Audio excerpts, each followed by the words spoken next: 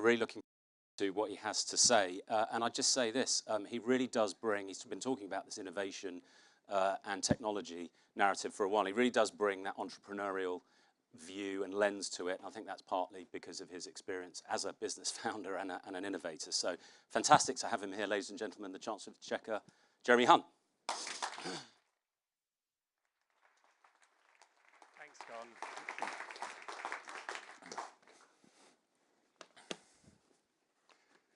Good morning. Thank you for that welcome. Thank you, Con, for having us. Thank you all for joining us at Bloomberg. From the way we communicate and collaborate to the way we buy and sell goods and services, digital technology has transformed nearly every aspect of our economic lives. How do I know that? Because I too, just like Matt, asked ChatGPT to craft the opening lines of this speech. And who needs politicians when you've got AI? Like other countries, the UK has been dealing with economic headwinds caused by a decade of black swan events, a financial crisis, a pandemic, and then an international energy crisis. And my party understands better than others the importance of low taxes in creating incentives and fostering the animal spirits that spur economic growth. But another conservative insight is that risk-taking by individuals and businesses can only happen when governments provide economic and financial stability. So the best tax cut right now is a cut in inflation. And the plan I set out in the autumn statement tackles that root cause of instability in the British economy. The Prime Minister talked about halving inflation as one of his 5 key priorities, and doing so is the only sustainable way to restore industrial harmony. But today I want to talk about his second priority, to grow the economy. And just in case you weren't completely sure of that, I've helpfully put it up on a screen behind me. We want to be one of the most prosperous countries in Europe. And today I'm going to outline the 4 pillars of our plan to get there. Just as our plan to halve inflation will require patience and discipline, so too will our plan for prosperity and growth. But it's also going to need something else which is in rather short supply, optimism that we can get there.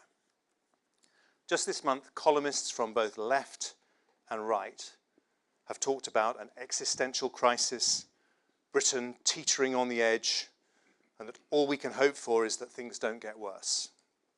I welcome the debate, but chancellors too are allowed their say. And I say simply this: declinism about Britain is just wrong. It's always been wrong in the past, and it's wrong today. Some of the gloom is based on statistics that don't reflect the whole picture. Like every G7 country, our growth was slower in the years after the financial crisis than before it. But since 2010, the UK has grown faster than France, Japan, and Italy, not at the bottom, but right in the middle of the pack. Since the Brexit referendum, we've grown at about the same rate as Germany. Yes, we've not returned to pre-pandemic employment or output levels, but an economy that contracted 20% in a pandemic still has nearly the lowest unemployment for half a century. And whilst our public sector continues to recover more slowly than we would like from the pandemic, strengthening the case for reform, our private sector has grown 7.5% in the last year.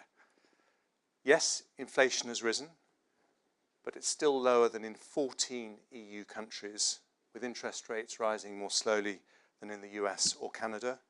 And yes, we have to improve our productivity, but output per hour worked is now higher than pre-pandemic. And last week, a survey of business leaders by PwC said the UK was the 3rd most attractive country for CEOs expanding their businesses. Economists and journalists know you can spend a long time arguing the toss on statistics. But the strongest grounds for optimism comes not from debating this or that way of analysing data, but from what we've been hearing about this morning, our long-term prospects.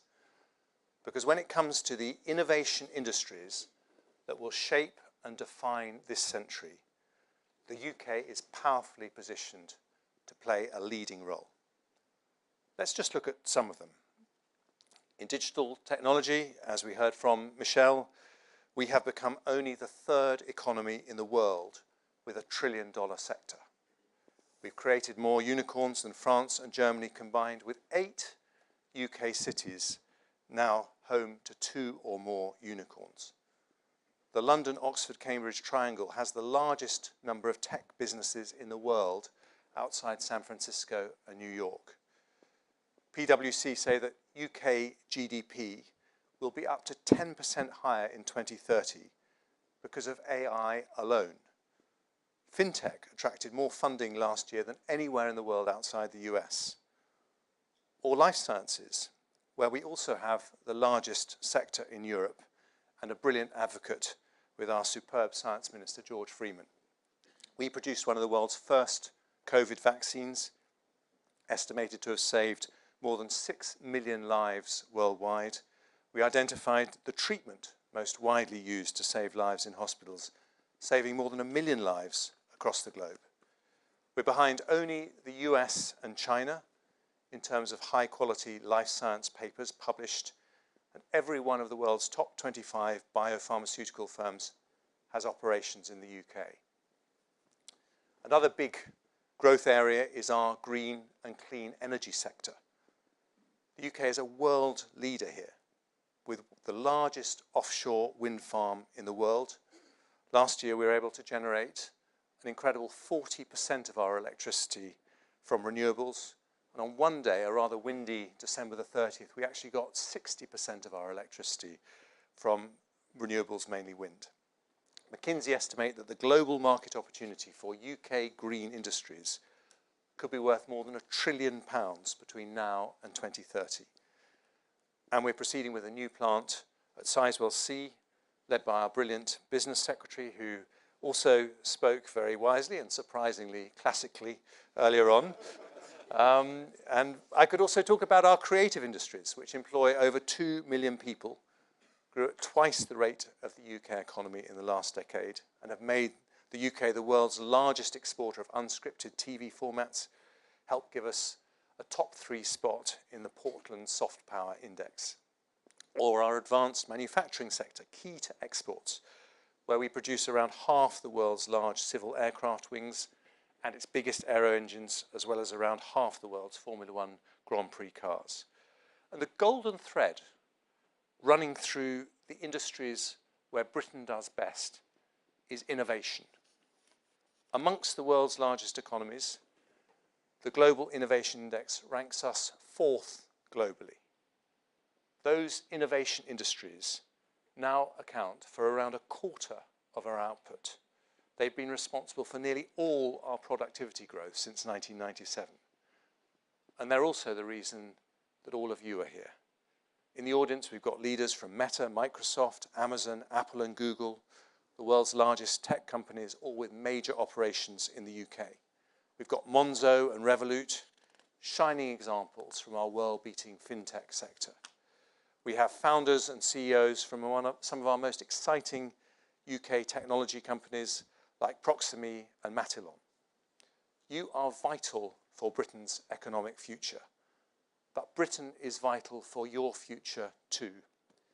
So I want to ask all of you to help our country achieve something that is both ambitious and strategic. I want to ask you to help turn the UK into the world's next Silicon Valley. What do I mean by that? If anyone is thinking of starting or investing in an innovation or technology-centered business, I want them to do it here.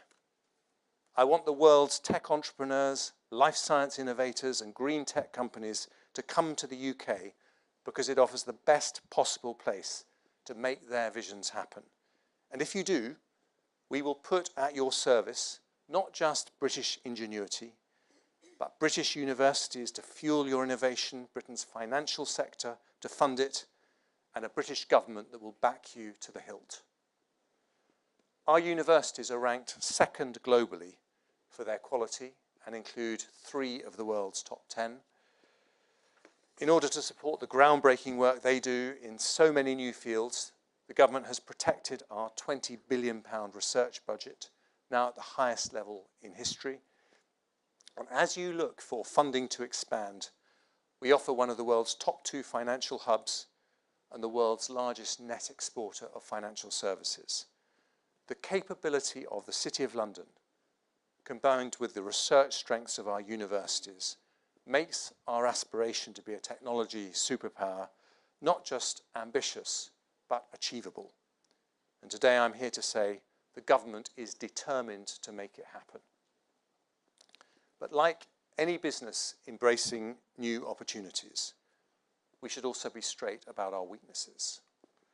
Structural issues like poor productivity, skills gaps, low business investment, and the over-concentration of wealth in the southeast have led to uneven and lower growth. Real incomes haven't risen by as much as they could as a result. Confidence in the future, though, starts with honesty about the present.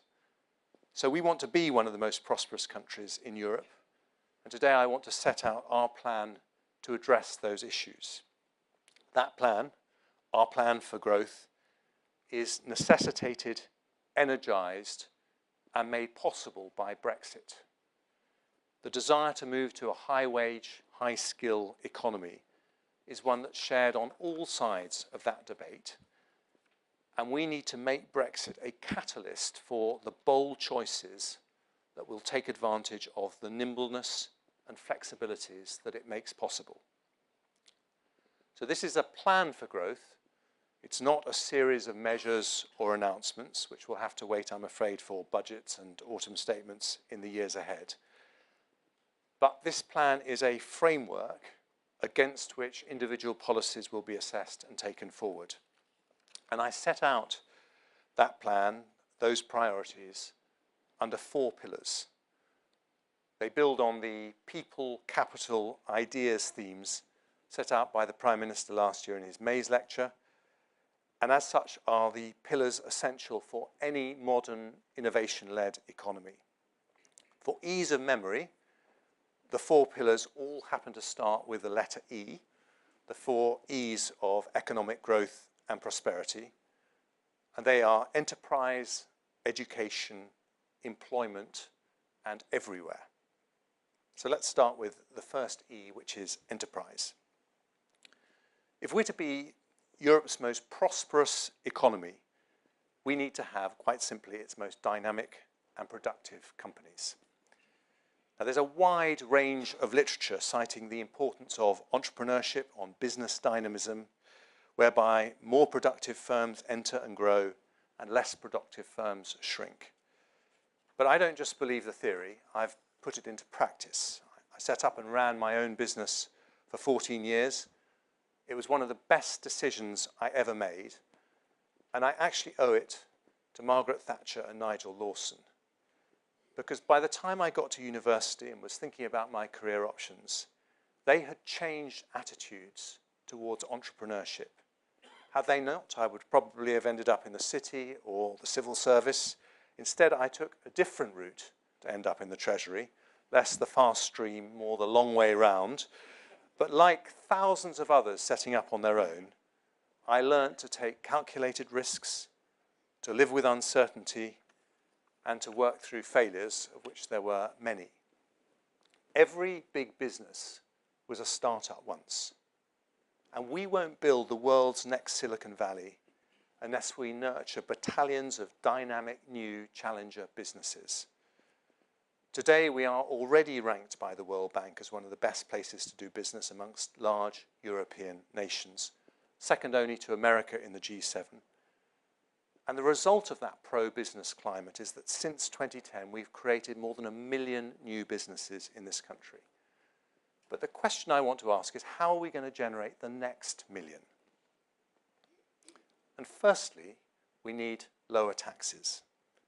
In Britain, even after recent tax rises, we have one of the lowest levels of business tax as a proportion of GDP amongst major countries. But we should be explicit. High taxes directly affect the incentives which determine decisions by entrepreneurs, investors, or larger companies about whether to pursue their ambitions in Britain. With volatile markets and high inflation, sound money must come first. But our ambition should be to have nothing less than the most competitive tax regime of any major country. That means restraint on spending. In case anyone is in any doubt about who will actually deliver that restraint to make a low-tax economy possible, I gently point out that in the 3 weeks since Labour promised no big government chequebook, they've made £45 billion of unfunded spending commitments. But it isn't just about lower taxes. We also need a more positive attitude to risk-taking. Let's start with one of the most public risks taken this year. Richard Branson, his team, and the UK Space Agency deserve massive credit for getting Launcher 1 off the ground in Cornwall. The mission may not have succeeded this time, but what we learn from it will make future success more likely. And we should heed the words of Thomas Edison, who said, "I haven't failed 10,000 times. I've successfully found 10,000 ways that will not work." Edison was American, and our attitude to risk in this country can still be too cautious compared to our US friends. But we are capable of smart risk-taking in this country. At the start of the pandemic, we bought over 350 million doses of vaccine without knowing if they would actually work. And we ended up with one of the fastest, most effective vaccine programs in the world. We also need, if we're going to deliver those competitive enterprises, smarter regulation. Brexit's an opportunity not just to change regulations, but also to work with our experienced, effective, and independent regulators to create an economic environment which is more innovation-friendly and more growth-focused. Our Chief Scientific Advisor, Sir Patrick Vallance, is currently reviewing how the UK can better regulate emerging technologies in high-growth sectors, and the government's identifying where to reform the laws we inherited from the EU. In the digital space, Sir Patrick is working with the brilliant Matt Clifford, who we heard from earlier, and our amazing Culture Secretary, Michelle Donnellan, both of whom gave excellent speeches. Before we conclude those findings, we want to hear from you, and that's why we've invited you this morning. And we'll repeat that process for green industries, life sciences, creative industries, and advanced manufacturing. Finally, when it comes to the E of enterprise, there is a critical need for easier access to capital, particularly scale-ups. I'm supporting important changes to the pensions regulatory charge cap. I've used the regulatory flexibility provided by Brexit to change the Solvency II regulations, which will begin to be implemented in the coming months. Alongside other measures announced in the Edinburgh reforms, this could unlock over £100 billion of additional investment into the UK's most productive growth industries. But there's much more to be done, and I want to harness the ideas and expertise in this room to turn the E of enterprise into an enterprise culture built on low taxes, reward for risk, access to capital, and smarter regulation. Now, the next E is education. And this is an area where we have made dramatic progress in recent years, thanks to the work of successive Conservative education ministers. The UK has risen nearly 10 places in the global school league tables for maths and reading since 2015 alone. Our teachers and lecturers are some of the very best in the world. As the Prime Minister said, having a good education system is the best economic, moral, and social policy any country can have. And that's why in the autumn statement, we gave schools an extra £2.3 billion of funding, and why the Prime Minister recently prioritised the teaching of maths until 18. But there is much to improve. We don't do nearly as well for the 50% of school leavers who don't go to university as we do for the ones who do. We have around 9 million adults with low basic literacy or numeracy skills. Over 100,000 people leaving school every year unable to reach the required standard in English and maths. And that matters. We are becoming an adaptive economy in which people are likely to have to train for not one, but several jobs in their working lives. Not having basic skills in reading and maths makes that difficult, sometimes impossible. And equally important is what happens beyond school.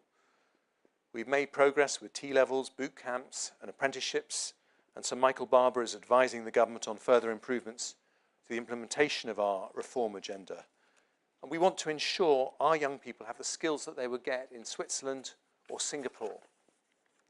If we want to reduce dependence on migration and become a high-skill economy, the E of education will be essential. And that means ensuring opportunity is as open to those who don't go to university as to those who do. So, Silicon Valley enterprises, Finnish and Singaporean education skills. Let me now turn to the third E, which is employment. If companies can't employ the staff they need, they can't grow. High employment levels have long been a strength of our economic model. Since 2010, we have seen a record employment rate, the lowest unemployment in nearly 50 years, and labour market participation at an all-time high. Partly thanks to the coalition reforms of a decade ago, we are at 76% employment levels, higher than Canada, the US, France, or Italy. But the pandemic has exposed weaknesses in our model. Total employment is nearly 300,000 people lower than pre-pandemic, with around 1/5 of working-age adults economically inactive. Excluding students, that amounts to 6.6 million people, an enormous and shocking waste of talent and potential.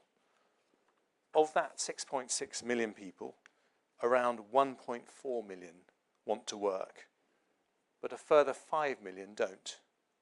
So it's time for a fundamental program of reforms to support people with long-term conditions or mental illness to overcome the barriers and prejudices that prevent them from working. We will never harness the full potential of our country unless we unlock it for each and every one of our citizens. Nor will we fix our productivity puzzle unless everyone who can participate does. So to those who retired early after the pandemic or haven't found the right role after furlough, I say Britain needs you, and we will look at the conditions necessary to make work worth your while. That's why employment is such a vital third E. Enterprise, education, employment. 3 key components for our long-term prosperity. And I conclude with my final E, everywhere. That means ensuring the benefits of economic development are felt not just in London and the South East, but across the whole of the UK. It is socially divisive if young people feel the only way to make a decent living is to head south. But it's also economically damaging. If our second cities were the productive powerhouses we see in other major countries, our GDP would be nearly 5% higher, making us second only to the United States and Germany for GDP per head. And that's why levelling up really matters, and why last week it was so exciting to see the progress being made. Since February 2020, when the levelling up agenda really got underway, 70% of new employed jobs have been created outside London and the South East. Thanks to our powerhouse regions, we remain one of the top 10 manufacturers globally, and the same is starting to happen with new industries, whether fintech in Bristol, gaming in Dundee, clean energy in Teesside. Every region has seen pay grow faster than London since 2010, which shows that our approach to regional growth is working. But there's much more to do. And whilst government grants can play a galvanizing role, they aren't the whole answer. We also need the connectivity that comes from better infrastructure. That's why in the autumn statement we protected key projects like HS2, East-West Rail and Core Northern Powerhouse Rail. Digital connectivity matters as well, which is why under Michelle's leadership, full fibre broadband is now available to more than 40% of homes in the UK. Last year, 4 million more premises got access, with the biggest increases in Scotland and Northern Ireland. But the E of everywhere has to be about local wealth creation as much as about local infrastructure. So this year we will announce investment zones, mini Canary Wharfs, supporting each one of our growth industries, each one focused in high potential but underperforming areas, in line with our mission to level up. They'll be focused on our research strengths, executed in partnership with local government, with advantageous fiscal treatment to attract new investment. And we'll shortly start a process to identify exactly where they'll go. But spreading opportunity everywhere needs local decision-making alongside local infrastructure and local enterprise. So we must also give civic entrepreneurs more ability to find and fund their own solutions without having to bang down a Whitehall door. Shortly, over 50% of the population of England will be covered by a devolution deal, and 2/3 covered by a unitary authority, and that's a very important part of that. But we need to move more decisively towards fiscal devolution so that fantastic local leaders like Ben Houchen and Andy Street have the tools they need to deliver for their communities. So 4 E's: enterprise, education, employment, everywhere. 4 E's to unlock our national potential to be one of Europe's most exciting, most innovative, and most prosperous economies. Bill Gates is supposed to have said people overestimate what they can do in 1 year and underestimate what they can do in 10. When it comes to the British economy, we're certainly not going to fall into that trap. We will remember the essential foundation on which long-term prosperity depends, namely the sound money that comes from bringing down inflation. But right now starts our longer-term journey into growth and prosperity. World-beating enterprises to make Britain the world's next Silicon Valley. An education system where world-class skills sit alongside world-class degrees. Employment opportunities that tap into the potential of every single person so businesses can build the motivated teams they need. And as talent is spread everywhere, so we will make sure opportunities are as well. Yes, there are many structural challenges to address, and working through our 4 pillars, we will do just that, never forgetting, though, the combination of bold ingenuity and quiet confidence that defines our national character. Ladies and gentlemen, being a technology entrepreneur changed my life.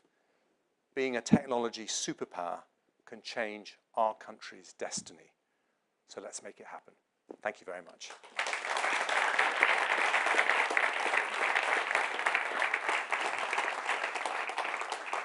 Take that. I think it's better if you take that one so they can hear you. Chancellor, thank you very much indeed for that very substantive speech and a very wide-ranging exposition of some of the opportunities and a candid assessment of some of the challenges ahead. The Chancellor's kindly agreed to take some questions.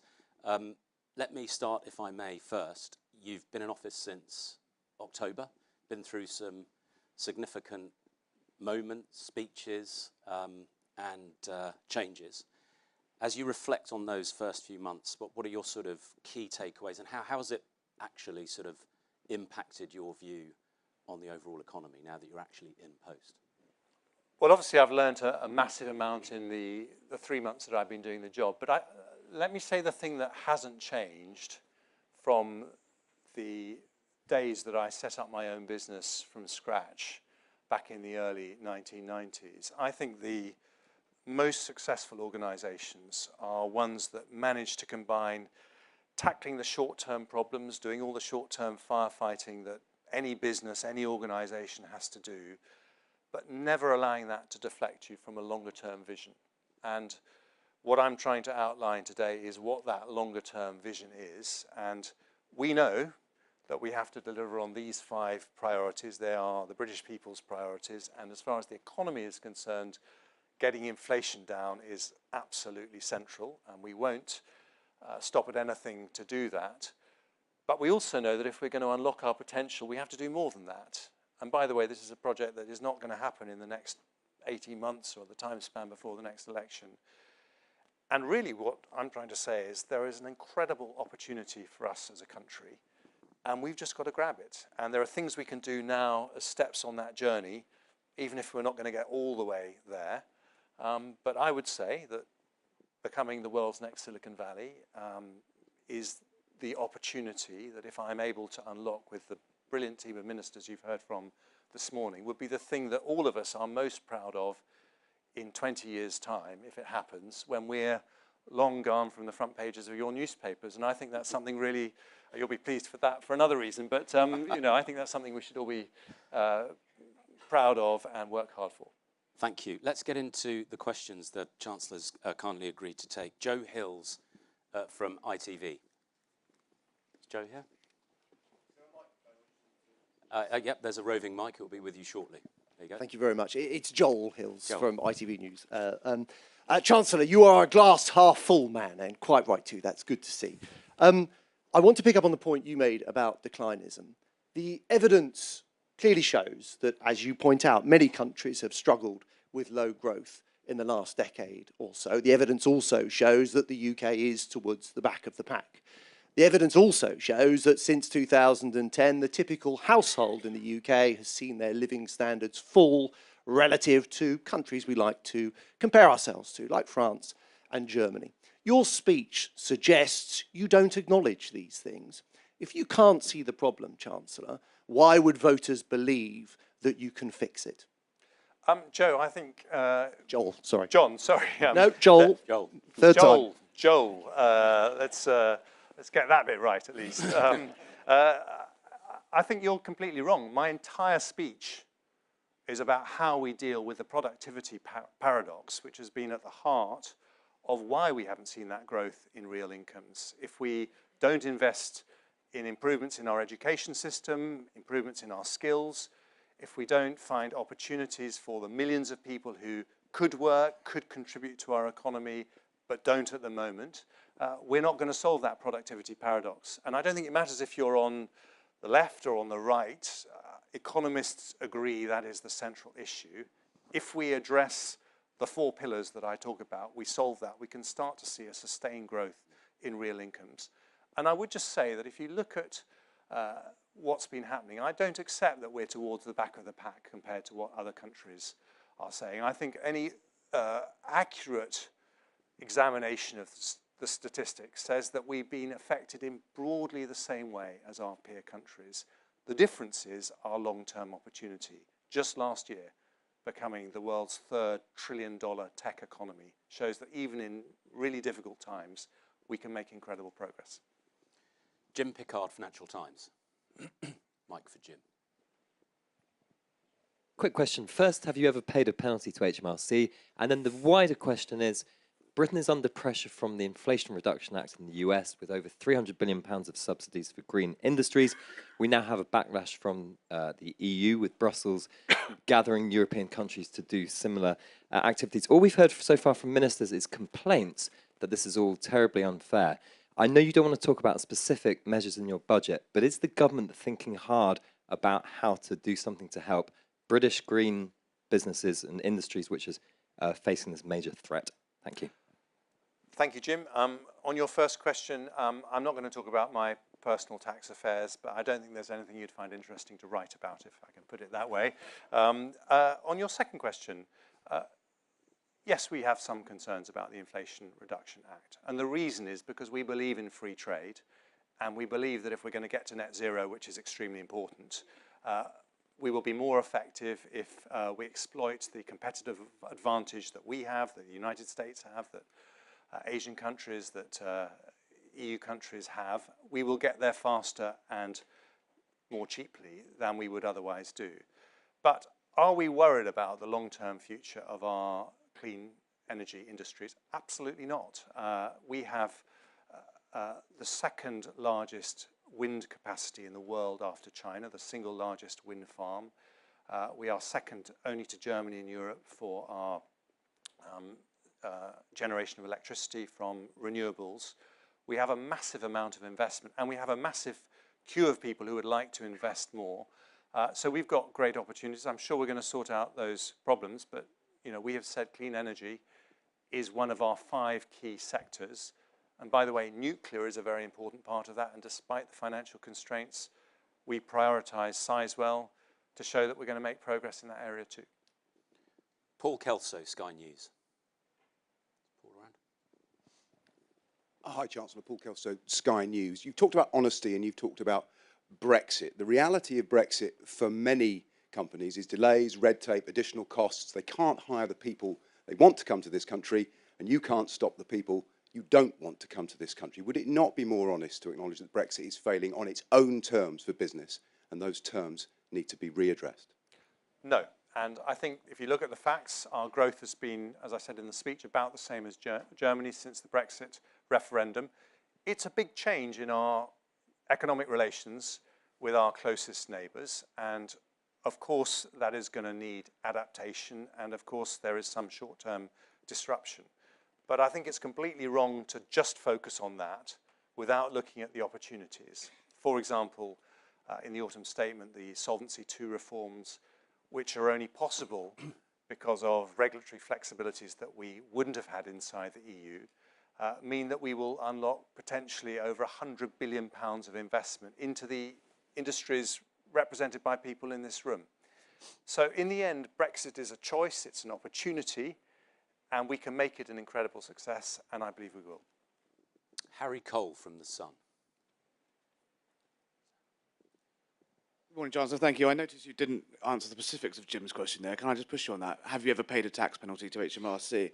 And on a theme, the Prime Minister last week said that tax cuts this year would be idiotic. Do you agree with that sentiment? And if I may, the Transport Secretary said last year that HS2 Phase 1 to Birmingham was on time and on budget. Do you share his optimism, or will we be seeing you open the Treasury's famously generous coffers to get it back on track? Well, I think it was a good way of squeezing 3 questions into one, Harry. I'll repeat what I said to Jim, that I'm not going to talk about my personal tax affairs. By the way, I don't think that people at home are remotely interested in personal tax affairs. They're interested in these things, and that's what the government needs to be focusing on. HS2 was a specific priority for me in the autumn statement. I think that it is a source of national embarrassment that the Japanese opened their first high-speed line between Tokyo and Osaka in 1964, 2 years before I was born. And I am incredibly proud that under a Conservative government, for the first time, we have shovels in the ground for the London to Birmingham part of HS2, and we are absolutely committed to showing that we can deliver big, important infrastructure projects. And by the way, I think they're extremely important for levelling up. And what was your third question? It was tax cuts. Well, look, the biggest and quickest tax cut that the Prime Minister and I can deliver for families up and down the country is to halve inflation. That is eating away at people's pay packets, their spending power. It's pushing up the price of the weekly shop. And that is something we can deliver quickly and will help everyone. We are committed, as I made very clear, to a low tax economy. And the difference between Conservatives and Labour is that we cut taxes when we can, they never do. And that's because we recognise that a low tax economy is one of the vital ingredients for dynamism, entrepreneurialism, to encourage people to take risks, and that's why we want to do it when the time is right. Dr. Nadine Hachak-Haram from Proximi. I hope I pronounced that correctly. Yes, you did. Thank you for that. Good morning. I'm asking this question really with 2 hats. One, as an NHS surgeon, but also as a CEO and founder of a digital tech company. We see digital health platforms as a growing industry here in the UK, and obviously they offer an incredible opportunity to provide solutions to some of the key challenges we're facing on the front line: workforce, productivity, quality and safety for patient care. What role do you see them playing? But more importantly, how will you support the adoption, translation and scale of these solutions across the NHS? Well, you know, this is absolutely something that I think has to be a huge priority. It was a big priority for me when I was health secretary. I started the NHS app, which became incredibly important during the pandemic. It's a huge priority for Steve Barclay. And what I would say to you as a surgeon is that globally we have a shortage of 2 million doctors, and we need to train more in the UK. But actually, we are not going to close that gap unless we embrace the opportunities of technology, both to help people work more efficiently administratively, so that surgeons don't find that they have an empty operating table because a patient hasn't arrived, but also because technology has a huge role in prevention and stopping people needing to go to hospital in the first place. So I think there's a huge opportunity. I also think there's a huge opportunity here in the UK, because despite the pressures that we see daily in the NHS, we happen to have the world's best digital health record for 50 million people. And if we can use that in a way that allows information to be shared, allows research to happen, we can offer something that just can't be offered by other countries. John Boomphrey from Amazon.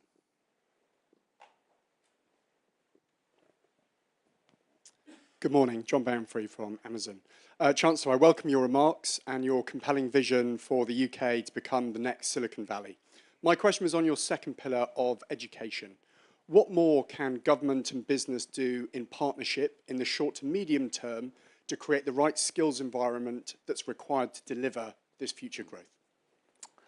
Well, thank you. I mean, it's a really important question, and there's obviously a lot that government can do because we're responsible for the schools system. But when it comes to skills and apprenticeships, we can only do this in partnership with business. The apprenticeship program has been an extraordinary success. The first visit I did as Chancellor after the autumn statement was to see HS2 being built at a junction outside Birmingham, and I spent time talking to an apprentice who was incredibly proud. It was a 4-year degree apprenticeship. She was doing that, she was going to get a degree at the end of it, and she wasn't going to have any tuition fee debt either, and it's really taking off. But I think there are things where businesses can help us do more, and one particular area I think we would like to talk to you more about is what we could do to encourage older workers back into the workforce and also to discourage them from retiring, so more occupational health access to people who have a mental health problem, a back problem, when they are potentially thinking of leaving the workforce. I think that's something where employers can have a really big role.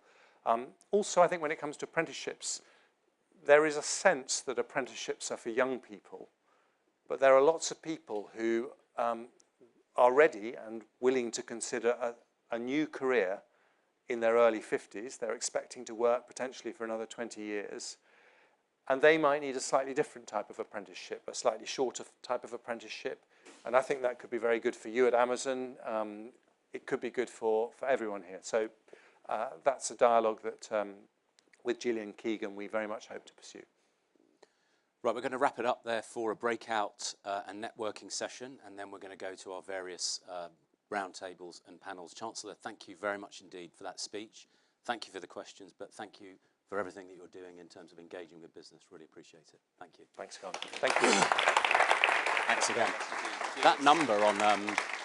individual